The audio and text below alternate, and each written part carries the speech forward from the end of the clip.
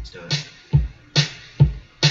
That girl, the one that got us fall for, in love with jealousy and control. She knows she wants to find herself, and she loves and wants nobody else. In her mind, there's so much to obtain. In her eyes, she sees the world again. Oh no, someone find her love. Oh no, someone find her love. That girl, the one that's beautiful. Her eyes can see into your soul, and her smile can melt away your heart, and her kiss can make you beg for more. In her mind, there's so much to obtain. In her eyes, she sees the world again. Oh no, someone find her love. Oh no, someone find her love. She hurts and she always keeps a smile. She frowns and takes a mile to mile. I see it's only 'cause she knew in this game you create the rules. And now she has built a wall. You can't climb the castle's much too tall. You can't break the walls of her leg. You can't soothe the wounds of her despair. But who cares? You'll never see that side. And who cares? She's down for the ride. She lives only for the thrill, and yet she longs for something real. In her mind, there's so much to obtain. In her eyes, she sees a world of pain. Oh no, someone find her love. Oh no, someone find her love. Someone find her love. Someone find her love. Someone find her love. Someone find her love. Someone find her love. Someone find her love. Someone find her love. All right, welcome to another episode of Can You Connect? And of course, I am Mr. Walk That Walk.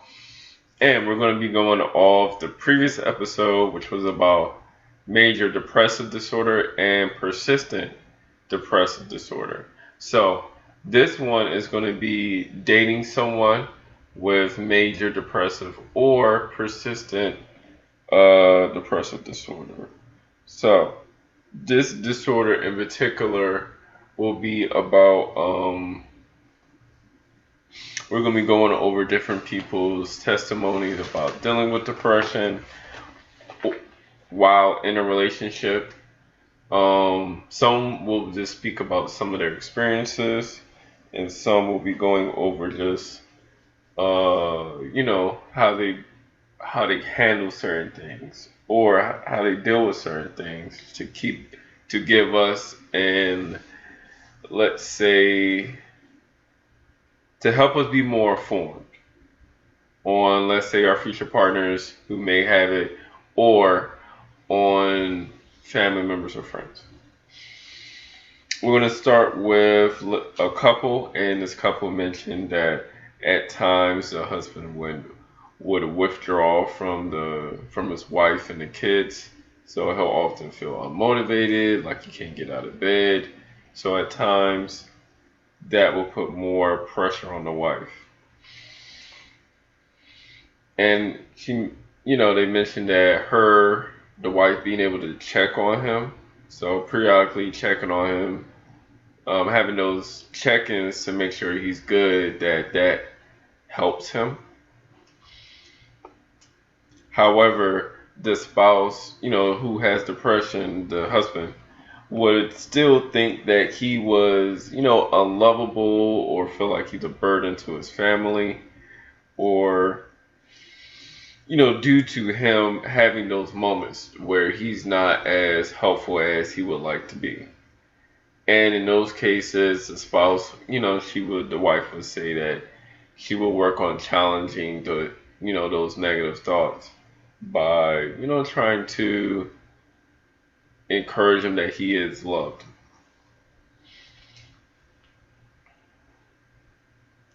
And but before the partner knew how to healthy ways to deal with her husband that had depression.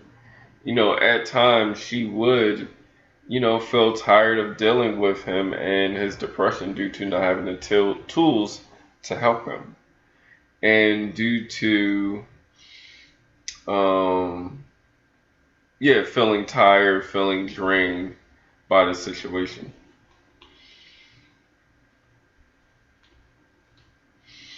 But them being able to, let's say, go on dates and, remind each other of the positive moments, those are the things that kind of helped.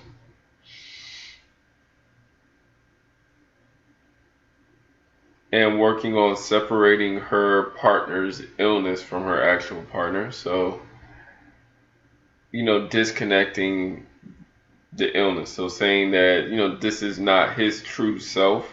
His true self is somebody else, and the depression is making him an, like another person who's not his usual self.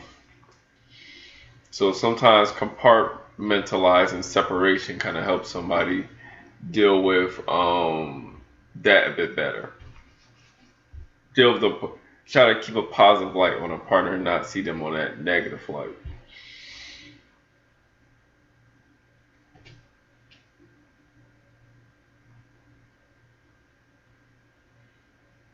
And all the times they said that medication was helpful, and learn not to rush to make a decision, because at times maybe with depression there's often indecisiveness. So, giving your partner the space to think about things and make a decision and not just taking charge and taking over. Because at times, she mentioned that she would do that while dealing with her husband.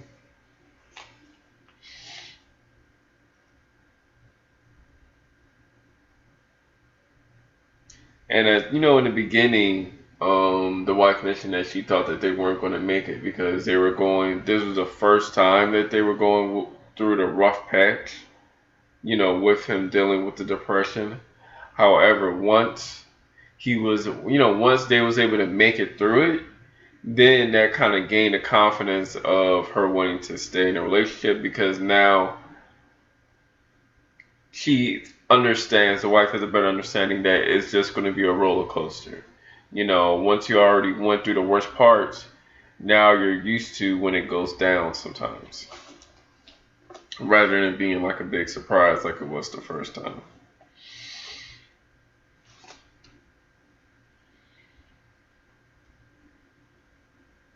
And other things are, and through that, since they made it through it, understanding your partner's triggers. So understand, what's the physical symptoms before something starts to happen. And she noticed that before something would happen, her husband would be scratching his head, or and she picked up on maybe he needs a break from the situation, or whatever that might be bothering him. However, it's also important for her to have a break as well because oftentimes she is, since she's not the one to depression, she's often the one taking care of a lot of things, handling a lot of things. So being able to take that time to have a break herself was helpful, because it's a lot. And sometimes it feels like a lot when you feel like you're doing everything yourself.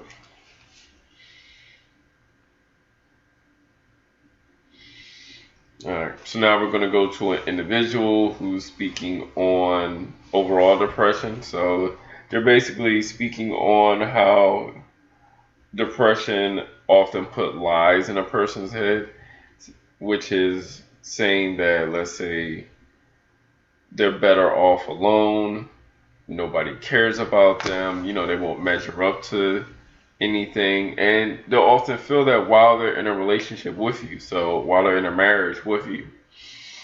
So at times, it goes back to reassuring them. They need some reassurance that somebody does love them, and and they won't be alone. All right, and this goes to another individual, so we're separating right here. This person mentioned that they often felt alone and isolated and feel numb. So they're just talking about their depression overall, how they don't feel anything, things are often meaningless, and have to force self to be happy around other people. They got to put on a mask. And at times when they do feel happy, it's only lasts for like a few seconds. So at times they'll feel like heavy depression for like, let's say, 4 or 3 days out of the week or maybe more. And they feel as though like, giving up, like what's the point in their life, and spend most of the days crying and don't want to, bring up or express anything to anybody because they don't want to make anybody's day as negative as their day is. And they don't want to be a burden on anybody. And listen for the things that you're hearing, the commonalities of what these different people are saying. And at times, you mentioned getting annoyed with things when going out at times. In regards to maybe they need to take multiple pictures because, they're struggling with finding what they like about themselves in the picture. So it's hard, and at times it's hard for them to go places, it's hard for them to get out the house, and feeling empty and trying to. And when you feel empty, she mentioned trying to find, blaming it on maybe the person or the people. Maybe it's the people. So now you're recycling people. So, this person, if I'm still depressed with this person, maybe I gotta go to the next person. So now that's like a cycle. And if it's not a person, then it's the hobby. So maybe they're recycling a bunch of hobbies. Like, okay, this hobby's not making me happy, then I gotta go to the next hobby. And this person often felt as though people did not care enough to check on them or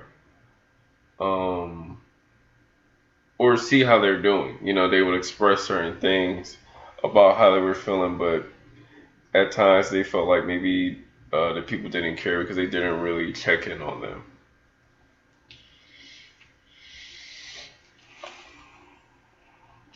And that will conclude this individual who's just, speaking on their depression. And we're going to somebody who, let's say, who got into a relationship.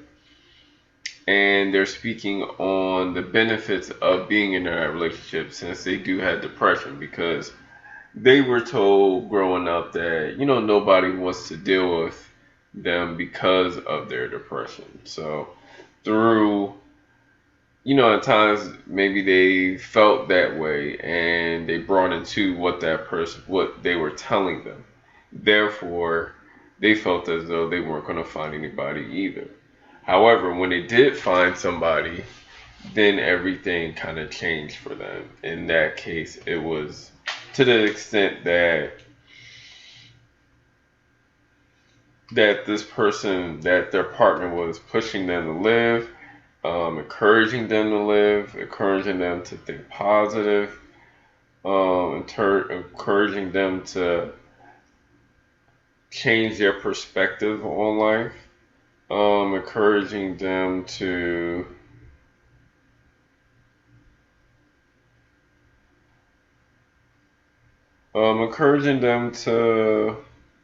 be their best selves and be understanding of them. Because at times this person would worry about, and still does worry about, their partner leaving them because of their symptoms of depression. And they will also worry about, they will often run away from people because due to them not understanding their depression or who they are or what they're going through. And, they often have mistakes. They often make mistakes or do certain things. So they worry about their partner leaving them because of mistakes they make or, things they do that might be embarrassing. So these are things to just keep in mind. And now we're going to get into the segment where we're speaking of the people, the black community, and how their thoughts and feelings about depression. So luckily, we have a wealth of information with depression, so I could get a lot. So this is from a woman. So she mentioned that this is how she feels when having depression. So she mentioned always feeling sleepy, like she wants to stay in bed, and it's hard for her to get up and do things. But since she has pets and there's often people who have emotional support animals, those animals help her get up because she knows she has to feed them and take care of them. Plus, they bother her to get up, so that kind of helps her get her day started with doing her self-care. And also her friends get her out the house as well, because oftentimes she does not want to go out or doesn't want to go anywhere, which in turn would make things worse. However, since the friends help her get out the house, and then go out and do stuff, that kind of improves her mood.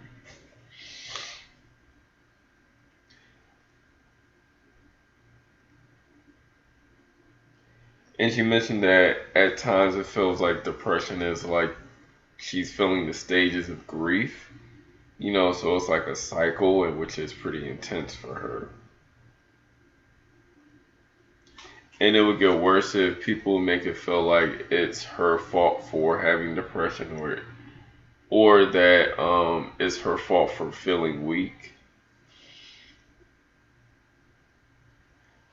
And, she often really appreciated people who looked up her, disorder and research and took time to understand what she's feeling and how she's feeling as well.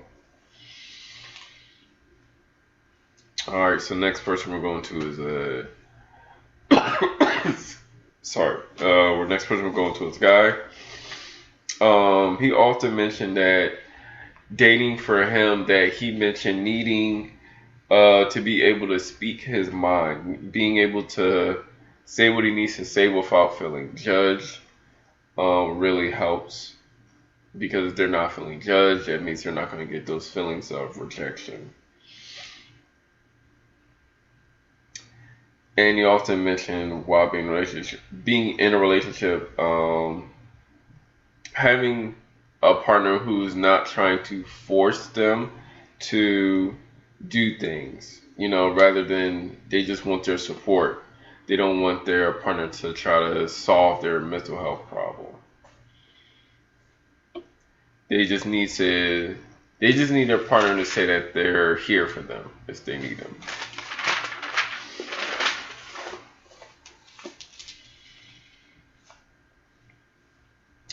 Next is a lady who goes over her depression.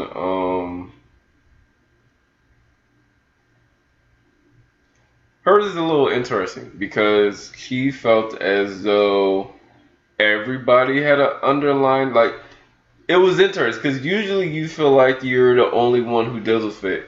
It was the opposite for her. So this was pretty interesting that she felt as though everybody goes through depression, and she felt like everybody thought about self-harm or suicide. She thought those things was normal. So she was very surprised and shocked when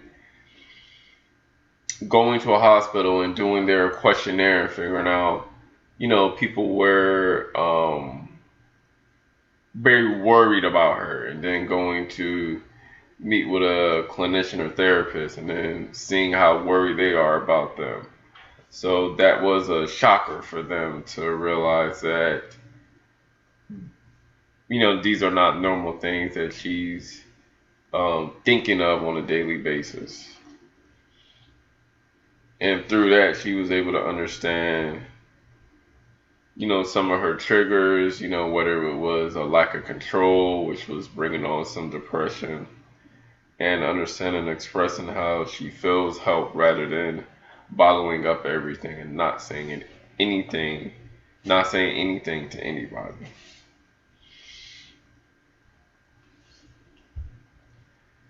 And the last one is going to be a guy, so we're going to end with him.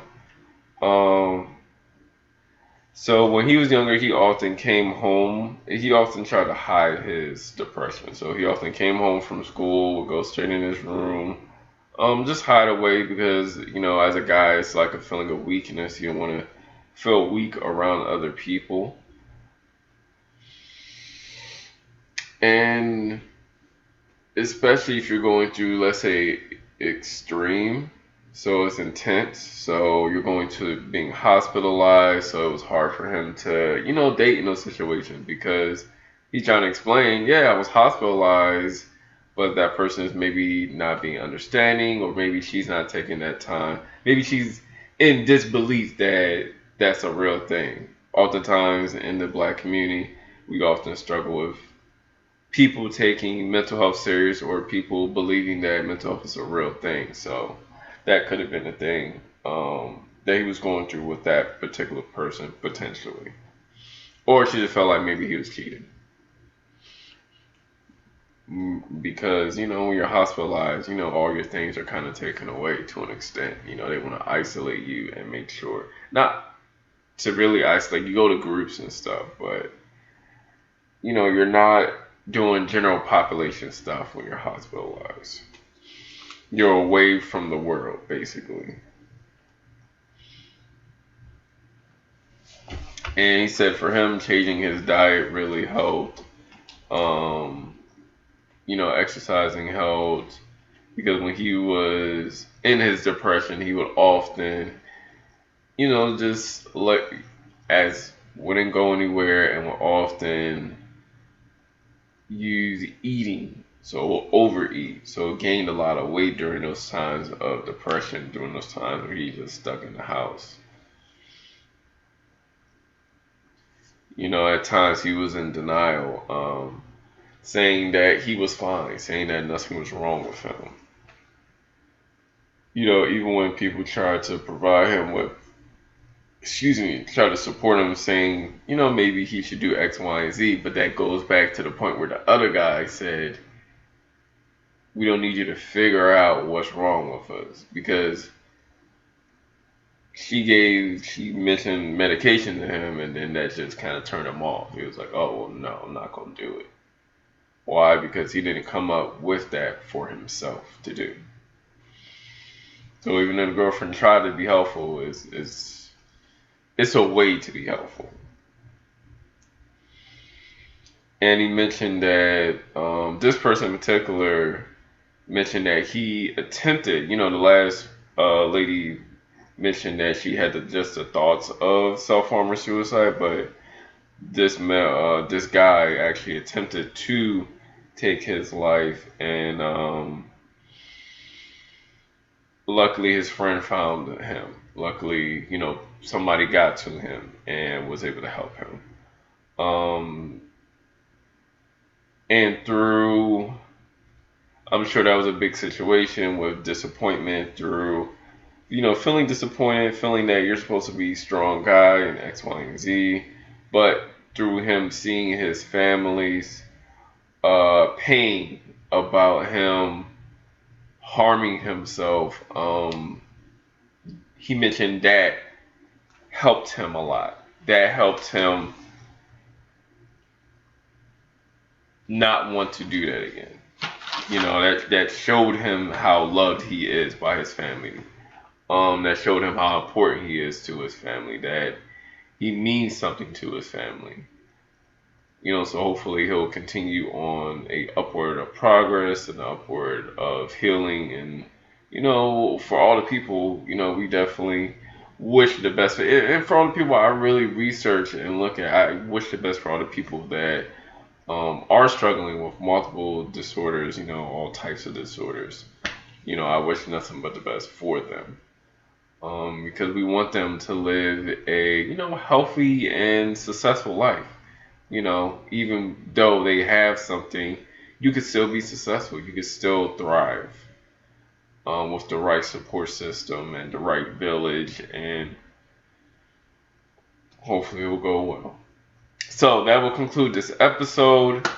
I'm going to do a double because I promised a double last time. I wanted to do 2 doubles or 3 doubles, but this would just be the second double. So I'm going to get this one out, and then we're going to do the next one. And we're going to end it with supporting Black-owned businesses. So this one is going to be a content creator. So it's going to be, these people are having multiple types of podcast discussions about healing, education, just about improving their community. So it's called Unpopular Opinions.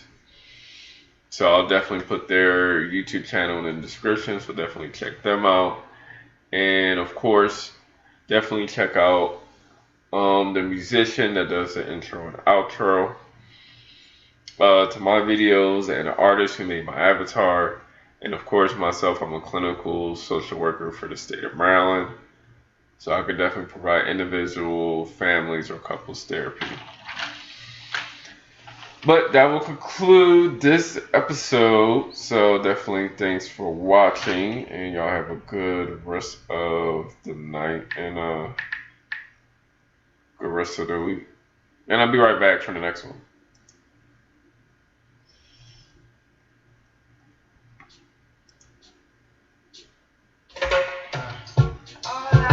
Our lives are filled with drama. Our homes, they feel empty. Our dreams slowly shatter, and our bodies are bruised and battered. What does it take to become a legend? What can we do to teach a lesson? Is there a way for a future commitment? Oh, why do we wait to repaint the world? When the world loses color, it's our goal to paint them back. Yeah, yeah. When the world loses color, it's our goal to paint them back. Yeah, yeah, yeah. Our emotions have no home. Our feelings have long gone. Our beautiful women can't see the beauty in them. Our men are not standing strong. What does it take to become a legend? What can we do to teach a lesson? Whoa, is there a way for a future commitment?